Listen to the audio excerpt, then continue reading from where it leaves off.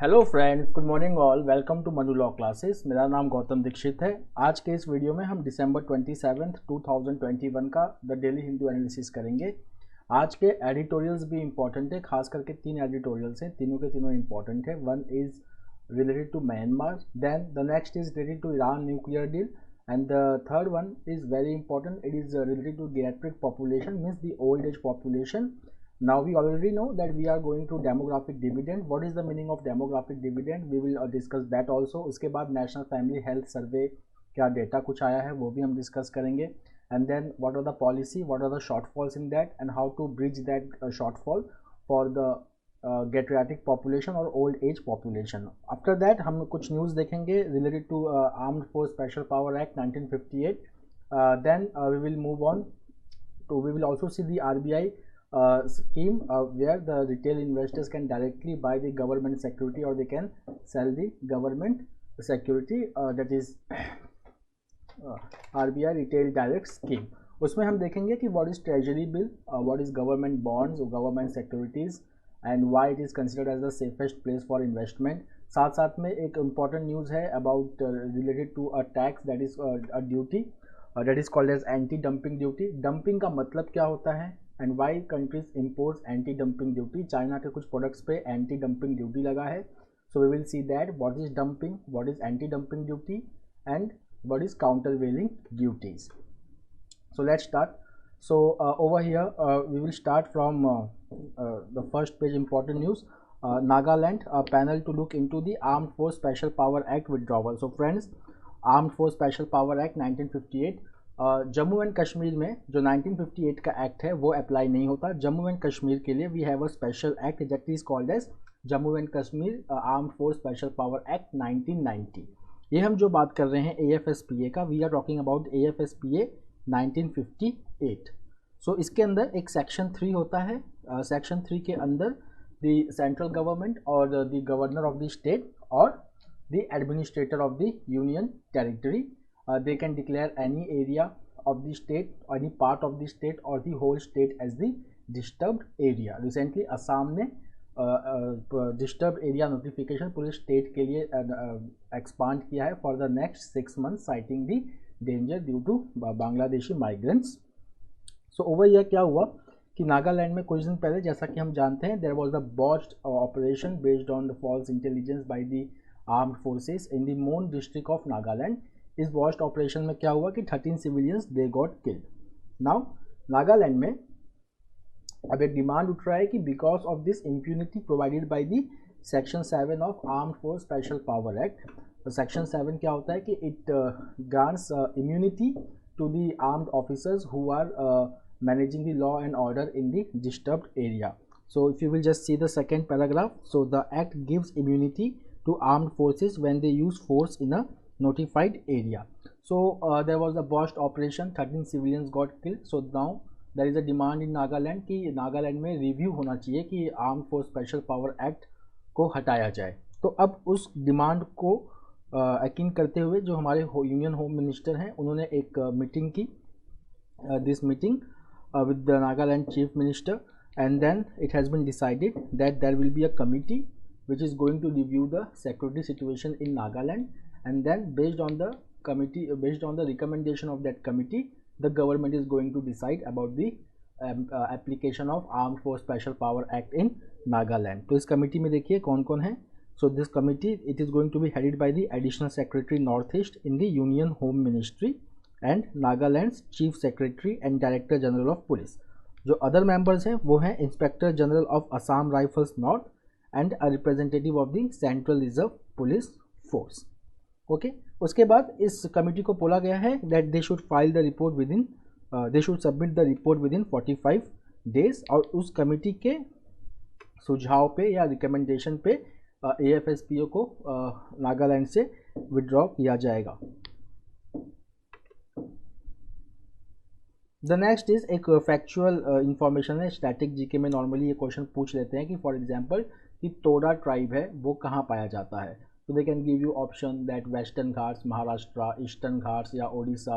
So see, Toda community है, they are found in Ooty in Nilgiri district of Tamil Nadu. तो ये static GK में कभी कभी जो क्वेश्चंस होते हैं वो यहाँ से ही बन जाते हैं कि जो नॉर्मली हम न्यूज़पेपर में पढ़ते हैं, from there they will ask you that Toda community which state और विच डिस्ट्रिक्ट और which a region. So it is Nilgiris district in Tamil Nadu. Now let's see this advertisement of the ministry of power government of India.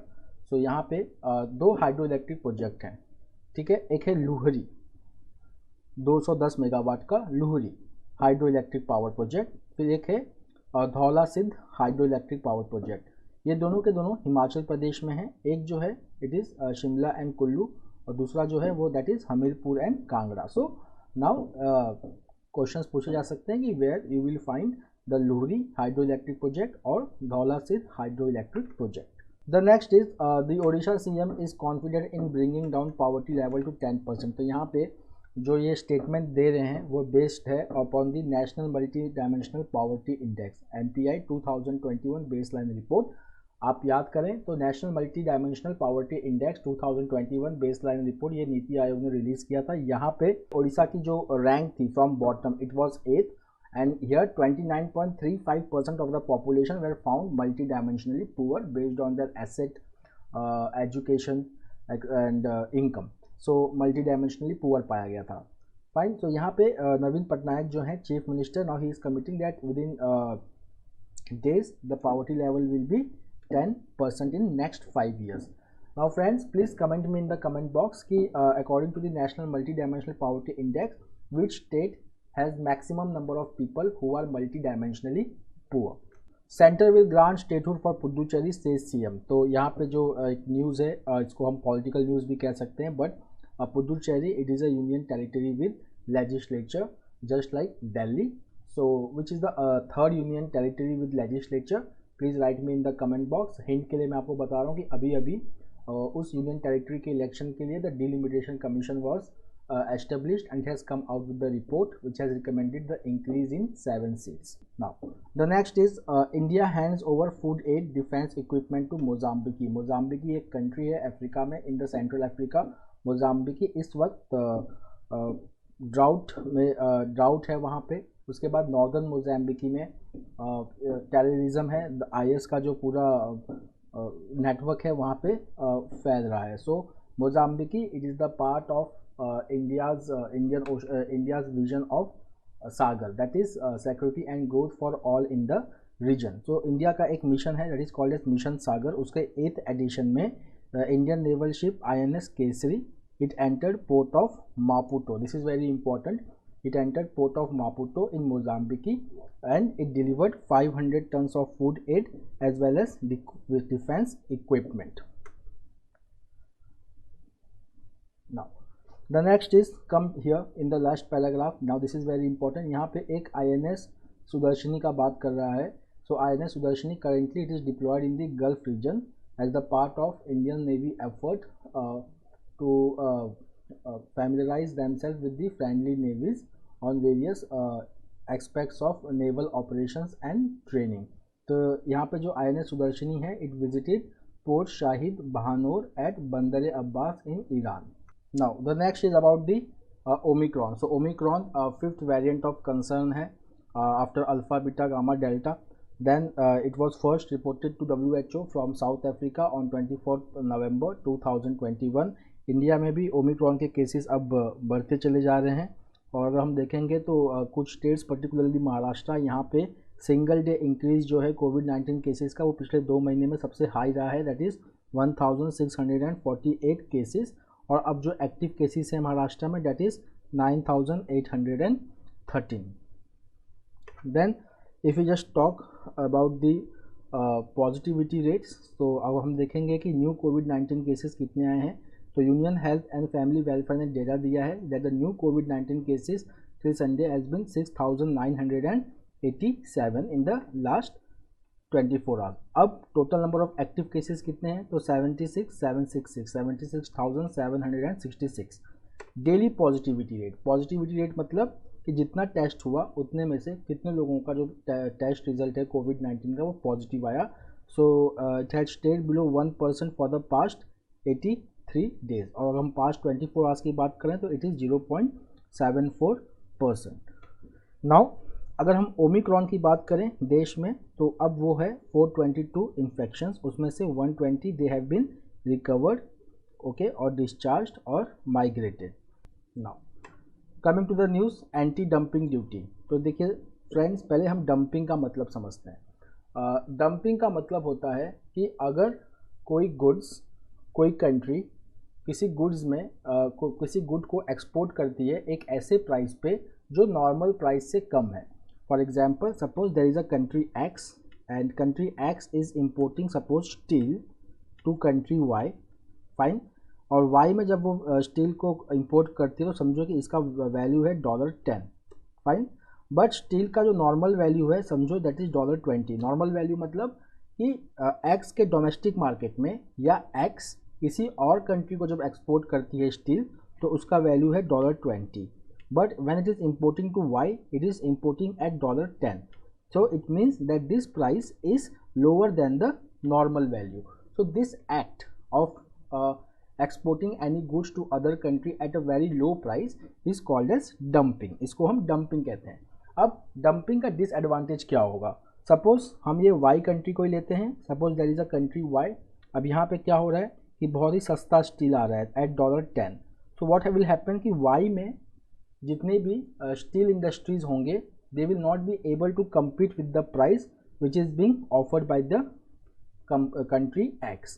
तो इससे क्या होगा कि Y में जो domestic industries हैं they will suffer because of this cheap import। so now what is the mechanism over here? mechanism क्या है कि गवर्नमेंट को अगर अपना डोमेस्टिक इंडस्ट्री बचाना है so government will add a duty for a level playing field। तो यहाँ पे नॉर्मल प्राइस से डिफरेंस कितना है? $10 का। So the government can impose extra $10 on the steel which is coming from the country X. This extra $10 is called as anti-dumping duty. Fine. The second thing is कि कभी कभी कोई government subsidy देती है अपने प्रोडक्ट्स पे, fine. So suppose that there is a subsidy on the product. तो अगर सब्सिडी, अगर मान लीजिए कि सब्सिडी मिल रहा है किसी इंडस्ट्री को, so definitely the cost of production will be very less, so the exported price will be less। but if that same product is imported in country Y again, it means that it is going to hurt its domestic industry। now to overcome this problem there is another type of duty that is called as countervailing duty।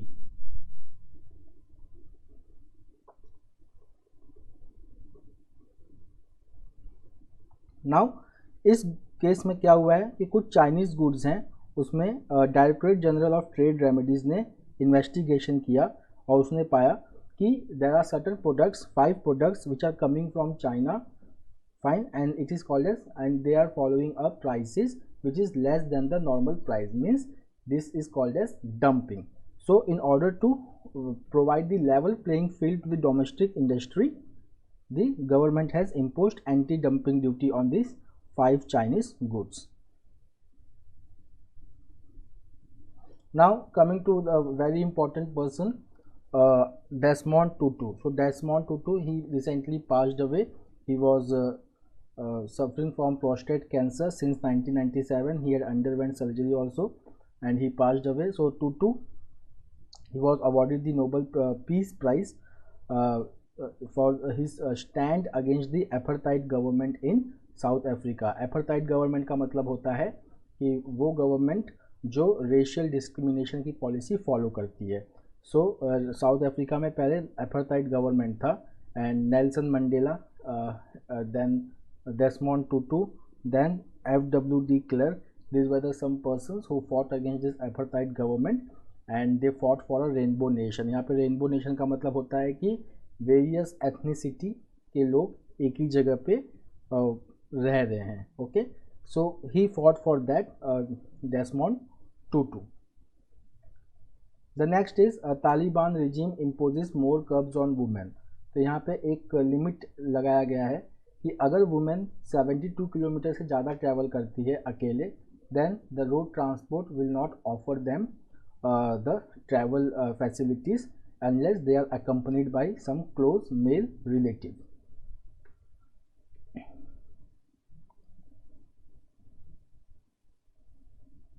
now the next is Trincomalee oil farm. तो पहले हम ट्रिंकोमाली oil farm का थोड़ा सा basic समझ लेते हैं। तो Trincomalee oil farm it was established during the second world war by the Britishers, okay, and this oil farms have become nearly century old, और इनको रिफर्बिश करने की ज़रूरत है। नाउ इनको रिफर्बिश करने के लिए मिलियन ऑफ डॉलर्स लगेंगे, ठीक है। तो India since 1987, since Indo Sri Lanka accord of 1987, India is interested in refurbishing the Trincomalee oil farm. But ये जो इंडिया लंका अकॉर्ड जो हुआ during the Rajiv Gandhi tenure, so it didn't move forward until in 2003 when Indian Oil Corporation had set up the Lanka IOC, which is its subsidiary. Okay, fine. Now the government of Sri Lanka, now it has moved ahead for signing a deal for refurbishing the Trincomalee oil farm. तो यहाँ पे एक special purpose vehicle बनेगा। Special purpose vehicle मतलब वो subsidiary company जिसको establish किया जाता है किसी पर्टिकुलर पर्पस के लिए, that's why they are called as special purpose vehicle company, okay. So now over here there will be a special purpose vehicle subsidiary company which will be called as Trinco petroleum terminal limited. Now this company will form a joint venture with Indian Oil Corporation's Lanka IOC to refurbish this Trincomalee oil farm. Now the next is RBI's Retail Direct Scheme. तो यहाँ पे RBI's Retail Direct Scheme को समझने के लिए पहले हम money market समझते हैं। तो अगर हम मनी मार्केट में ध्यान दें, ठीक है, तो यहाँ पे गवर्नमेंट जो है शॉर्ट टर्म लिक्विडिटी के लिए, शॉर्ट टर्म लोन्स के लिए यहाँ पे it sells treasury bills. So the government when it borrows mainly because of mainly from treasury bill और from government security, दोनों के पर्पस अलग होते हैं। ट्रेजरी बिल्स जो होता है वो शॉर्ट टर्म होता है, okay, it is that's why it is sold in money market. इसके जो टेन्योर्स होते हैं वो डिफरेंट टेन्योर्स इनके होते हैं, 91 डेज, 182 डेज, इनको हम मैच्योरिटी पीरियड भी कहते हैं, और 364 डेज। ये 3 मैच्योरिटी पीरियड में हमें ट्रेजरी बिल मिलता है। ट्रेजरी बिल को हम जीरो कूपन सिक्योरिटीज़ भी कहते हैं, zero coupon security. Now why we call them zero coupon securities? Because there is no interest rate on treasury bills, but they are very safe, because क्योंकि ये government खुद इसको money market में लाती है मनी को रेज करने के लिए for short term period, that's why people are interested in buying this.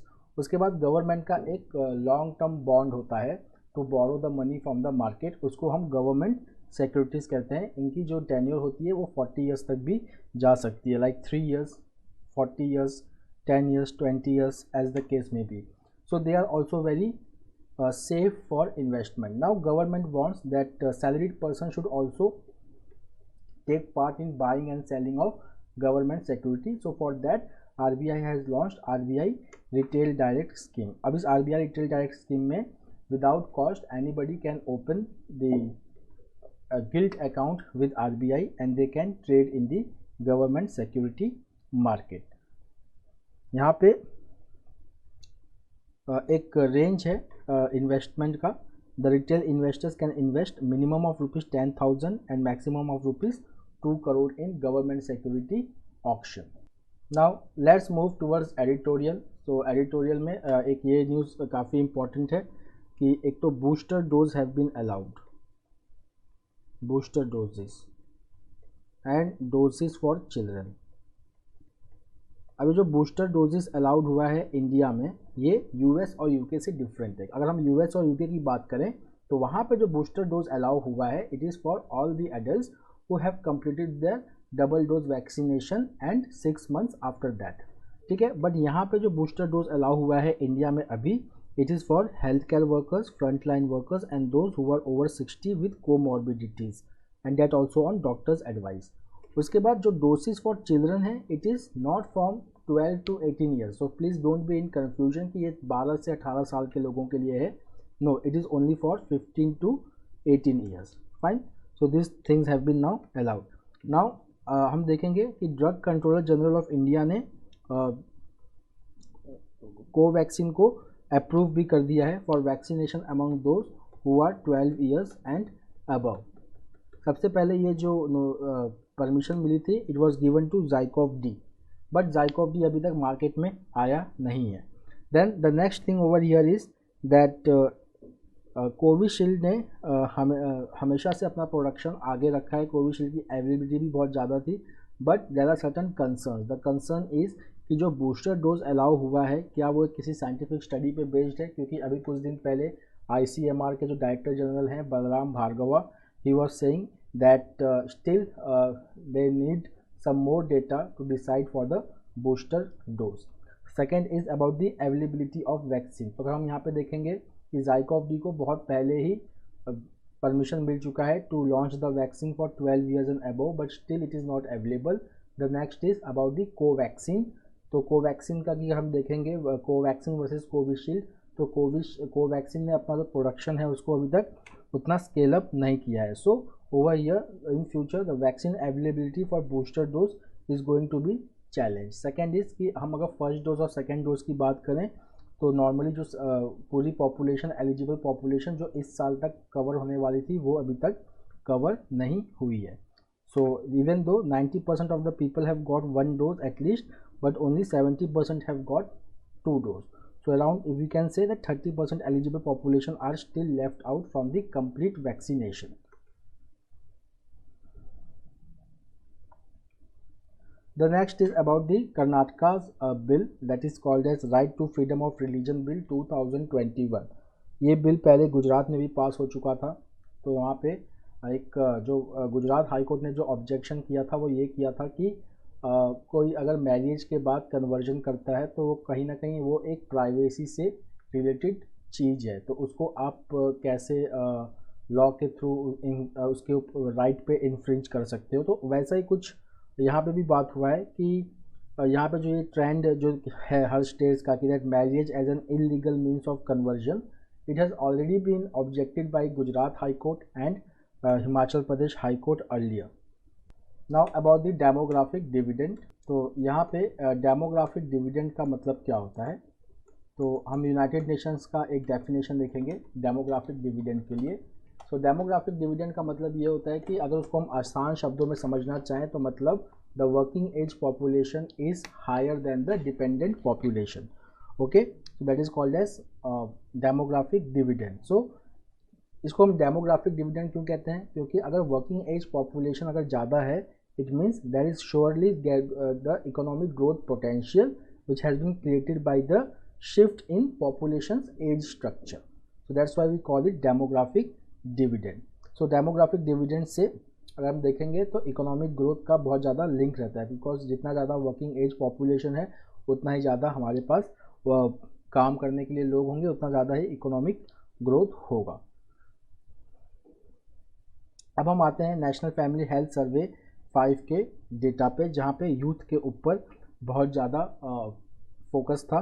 But उसी डेटा में कुछ इंपॉर्टेंट पॉइंट्स जो आए हैं वो हैं कि इंडिया की जो लाइफ एक्सपेक्टेंसी है, life expectancy means when what is the probable year for any person to live. So India में जो लाइफ एक्सपेक्टेंसी है it has risen from 70 years to from 50 years to 70 years.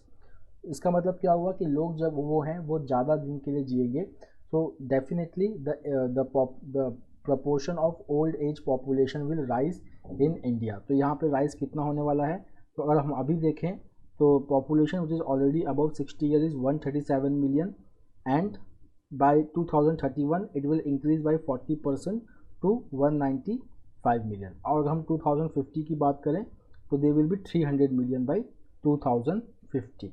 तो यहाँ पे अगर हम देखेंगे कि इनके जो हेल्थ चैलेंजेस हैं वो भी अब शिफ्ट हो रहा है।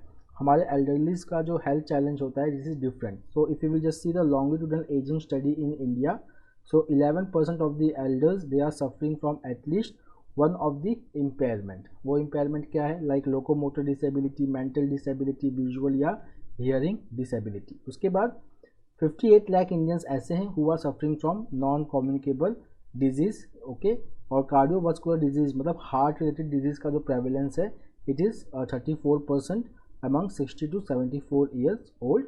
अगर हम 75 ईयर्स वालों की बात करें तो उसमें 37% होगा। तो इसका मतलब ये है कि हमारे जो आज के यूथ के पॉपुलेशन है वो कल को जाके बुजुर्ग हो जाएंगे, they will become old age. So definitely अगर आज यूथ की पॉपुलेशन ज़्यादा है तो कल को जाके ओल्ड लोगों की पॉपुलेशन बहुत ज़्यादा होने वाली है। द नेक्स्ट इज़ कि जो इनकी मेडिकल रिक्वायरमेंट होती है वो भी देखिए थोड़ी सी अलग होती है। For example physiotherapy, rehabilitation service, mental health counselling, pharmaceuticals, diagnostic services. So all this is going to put a lot of pressure on the health sector अगर हमने पहले से प्लानिंग नहीं की तो। अब हम एक इंडेक्स की बात करते हैं, health care access and quality index of 2016। इसमें इंडिया ने जो अपना स्कोर है it has increase to 41.2 in 2016। पहले 1990 में this score was 24.7, so it is very good. But still अगर हम देखेंगे कि ग्लोबल एवरेज से इंडिया की जो अभी स्कोर है वो काफ़ी कम है। तो global average is at 54 and India is at 41.2। अगर हम रूरल एरिया की बात करें तो ये जो गैप है वो बहुत ज़्यादा हो जाता है because of lack of basic quality health care services, then low education, socio cultural beliefs, stigma and low trust on institutional health care services. उसके बाद अगर हम स्कीम्स की बात करें तो स्कीम्स भी खास करके पुअर पीपल लोगों के लिए schemes they are not able to provide that much of benefit.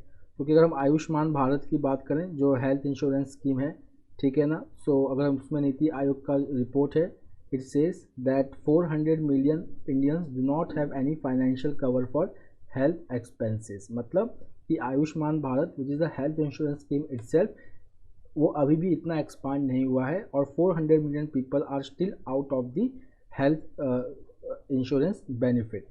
Then अगर हम ये बात करें कि सेंटर और स्टेट्स के जो पेंशन स्कीम्स हैं वो एल्डर्स को कितना प्रोवाइड करते हैं, तो that is very meagre sum of amount, that is 350 to 400। Now अगर हम बात करें considering the demographic trends in India, तो पूरा जो हेल्थ केयर पॉलिसी है ओल्ड लोगों की तरफ या एल्डरली पीपल की तरफ हमें पूरा चेंज करना पड़ेगा। हमको उन्हें प्रायोरिटी देनी पड़ेगी, खास करके जो उनके डाइवर्स नीड्स हैं, for example cardiovascular diseases, non communicable disease etcetera. But अभी अगर हम इंडिया में बात करें तो that is a need for increase in public health care spending and as उसके साथ साथ सिर्फ इंश्योरेंस सेक्टर से काम नहीं होगा, हमें हेल्थ इंफ्रास्ट्रक्चर भी क्रिएट करना पड़ेगा। क्यों? क्योंकि अगर हम यहाँ पे फोकस करें तो इंडिया में अगर हम देखेंगे इंफ्रास्ट्रक्चर्स की बात करें तो there are 1 point for every million population, for every 1000 people there is only 1.3 hospital beds, 0.65 physicians and 1.3 nurses. Okay, now the next is कि हमको जो अपने स्कीम्स हैं उसको एक्सपांड करना पड़ेगा। For example the national programme for health care of the elderly, Ayushman Bharat, Pradhan Mantri Jan Arogya Yojana, इन सबको हमें इंटीग्रेट करना पड़ेगा नेशनल डिजिटल हेल्थ मिशन के साथ और इनके रिच को भी हमें बढ़ाना पड़ेगा। And for that we also need to focus on digital literacy. The next is a chance to tap India's high equity in Myanmar. So friends, हमने लास्ट वीक न्यूज़ किया था कि जो हमारे फॉरेन सेक्रेटरी हैं Harshvardhan Shringla, he was on a 2-day visit to Myanmar. वहाँ पे 1 लाख कोविड-19 1 million dose of India made कोविड-19 वैक्सीन भी इनको दिया गया। Then we had also discussed that Myanmar is important for India for look east policy as well as our northeast region. There is 1600 kilometer border with Myanmar and this is porous border and it is used by insurgent groups to carry out attack in northeast region and then go in Myanmar। और यहाँ पे Myanmar में military जनता आई हुई है, तो भी military जनता ने India के साथ इस सिक्योरिटी फ्रंट पे कोऑपरेशन दिखाया है and they have arrested the persons who are carrying out attacks in north east India and they have given that persons to India. Fine. So यहाँ पे जो है इंडिया के लिए थोड़ा सा एक चैलेंज भी है म्यांमार के साथ डील करने के लिए, क्योंकि लास्ट फरवरी में म्यांमार में मिलिट्री कूप हुआ। After that the democratic government was abolished and now the military junta has come under the military ruler. His name is General Min Aung Hlaing। okay, यहाँ पे the Association of Southeast Asians ने पहले 5-point consensus दिया which was later not pursued by the military junta of Myanmar and then India has maintained the balance between the two. The next is in Iran nuclear talks reverberate in the Gulf. तो हम Iran nuclear deal के बारे में बहुत पढ़ते हैं, the Iran nuclear deal. तो Iran nuclear deal का जो फॉर्मल नेम है that is joint comprehensive plan of action. Now when the Barack Obama was the president of United States, so the joint comprehensive plan of action came into existence. It was signed between P5+1 countries and Iran. So P5+1 countries में permanent 5 members of the United Nations Security Council, they are the members, plus 1 का मतलब Germany. So please write me in the comment box that who are the permanent 5 members of the United Nations Security Council. और friends, United Nations Security Council अभी काफ़ी news में रहा है. It has come out with the resolution again on Afghanistan for giving the humanitarian assistance or carving out humanitarian assistance to Afghanistan. उस resolution का नाम क्या है, क्या नंबर है, please write me in the comment box. Also, who is the permanent representative to the United Nations from India, that also please mention in the comment box. So now let's see what happened over here. So Iran and P5+1 they signed the Iranian nuclear deal which is called as Joint Comprehensive Plan of Action. इसके तहत Western countries they were going to remove economic sanctions from Iran, and Iran was going to slow down its nuclear enrichment facility or uranium enrichment facility. Now uranium enrichment facility. Now why this uranium enrichment is dangerous? So see, if we want to make an atom bomb, 90% enriched uranium is required. हमें जो nature में जो uranium मिलता है वो enriched नहीं होता है. We need a fissile uranium for making bombs. So we have to enrich that uranium. So if the uranium enrichment level is 90%, means that country is capable of making atom bombs. Iran का जो अभी level है that is 20%. Okay, slowly it can reach to 90%. So Western countries they were targeting that Iran should slow down its nuclear enrichment facility and then we will remove the sanctions. Iran agreed to it. That when Donald Trump became the president of US, that in 2018 he withdrew himself from the nuclear deal and he reimposed sanctions on Iran. So now what happened? Iran again started with its uranium enrichment facility. Now this talk was later revived in Vienna. Why Vienna? Because International Atomic Energy Agency has its headquarters in Vienna. So it was the IAEA backed talk which was held in Vienna, which is the capital of Austria, and US is participating from the back door. तो यहाँ पे अब देखिए क्या हो रहा है. यहाँ पे ईरान पहले कह रहा है कि I want assurance that in future no country should back out from the deal, especially US, and first remove the sanction and then I will sign the deal. Then Western countries they are demanding that Iran first it must stop its uranium enrichment program and then we can go for a deal.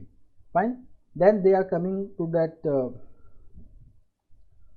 to the middle level that where the talk can proceed. Now यहाँ पे क्या हो रहा है कि if Iran becomes the nuclear power, then what will be the politics of the Gulf region or Middle East region? So Iran already has a historic hostility with Israel. So Israel does not want that this deal should be finalized, which should allow Iran to have at least 60% enriched uranium. Then there are other countries also which are the members of the Gulf Cooperation Council. So Gulf Cooperation Council, it was formed in 1981. Its headquarters is in Riyadh. It is the intergovernmental political and economic union which consists of Bahrain, Kuwait, Oman, Qatar, Saudi Arabia, UAE. Fine.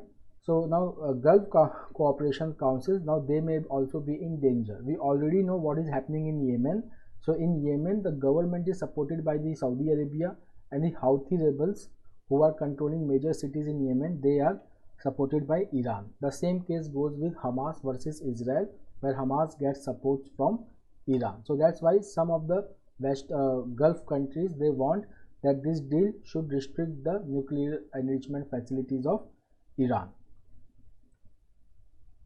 The next is that recently the winter session of the Lok Sabha and Rajya Sabha got concluded. So over here we have the productivity of the both. So if you will just see discussion time, So during the last monsoon session, so there are 3 sessions of the parliament: budgetary session, monsoon session and winter session. So last monsoon session से compare किया अगर हमने तो 14 bill जो थे they were passed by लोक सभा and each being debated for 10 minutes or less. जो बाकी 22 sessions थे that have taken place since 2014, only 12 such bills have been passed. उसके बाद अगर हम डिस्कशन ऑफ बिल देखेंगे जो बहुत ही इंपॉर्टेंट होता है, पार्लियामेंट का जो मेन फंक्शन होता है it is to discuss the bill, debate the bill and pass the bill. So average time spent on discussing the bill, it has dropped from 213 minutes in 2019 to barely 85 minutes in 2021. उसके बाद parliamentary committees होती हैं, standing committees, ad hoc committees. सो यहाँ पे जब bill को अगर detail scrutiny करनी होती है then it is refer to the parliamentary committees. So जो लेटेस्ट विंटर सेशन हुआ यहाँ पे जो 4 of the 12 bills introduced were referred to the parliamentary committee.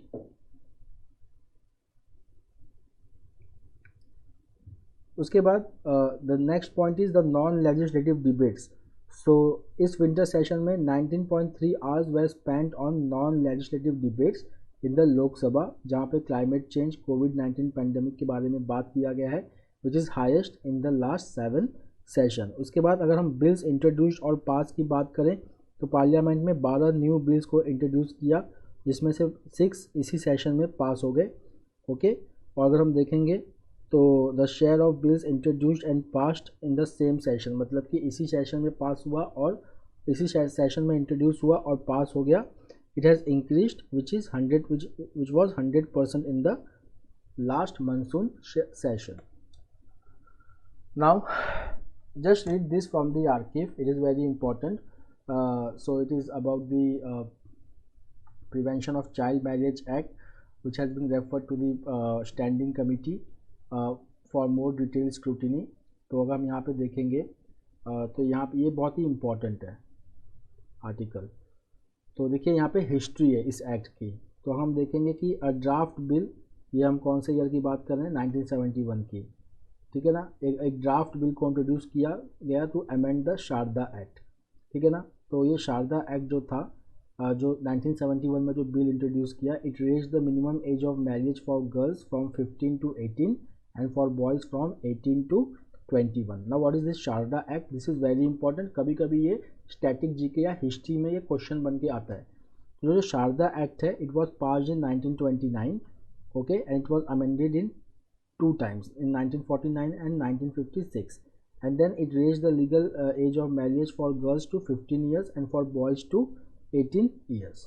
अब यहाँ पे होता है कि हम दूसरे बिल्स की अगर हम बात करें तो पर्सनल लॉ एनेक्टमेंट्स जैसे दूसरे जो हैं, जैसे Hindu marriage act, Muslim personal law and customary laws, यहाँ पे the minimum ages are different और जो इनके रेंजेस हैं मेल्स के लिए कहीं कहीं पे 15 से 21 साल है. ठीक है ना. एंड फ्रॉम 12 और 13 to 20 years in the case of females. तो अगर हम अभी भी डिस्कशन यही चल रहा है कि जो the prevention of child marriage bill 2021 जो इंट्रोड्यूस हुआ, it is going to impact the personal law because the marriageable age for girls and boys are different in different personal laws. So that's all for today, my friends. We will meet tomorrow again with a daily Hindu analysis. Do write us in the comment box for any topic which has been discussed today for more explanation, and please write the answers to the questions which I have asked. So we will meet tomorrow again. Till then, take care. Have a nice day. Thank you.